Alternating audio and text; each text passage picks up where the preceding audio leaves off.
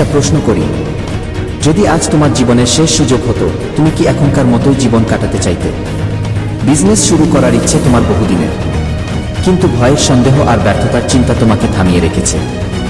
মনে রেখো, কখনো পারফেক্ট সময় আসে না, সময়কে পারফেক্ট করতে হয়।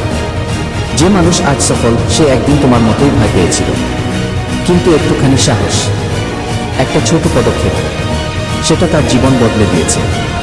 তুমি পারবে না এমন কেউ বলতে পারে, কিন্তু তুমি কি বিশ্বাস করো সেটাই আসল। তোমার স্কিল ছোট, তোমার টাকা কম, সমস্যা নেই। বড় স্বপ্ন কখনোই বড় টাকা দিয়ে শুরু হয় না, শুরু হয় একটা সিদ্ধান্ত দিয়ে। আজ আমি শুরু করব, শুধু এটুকুই।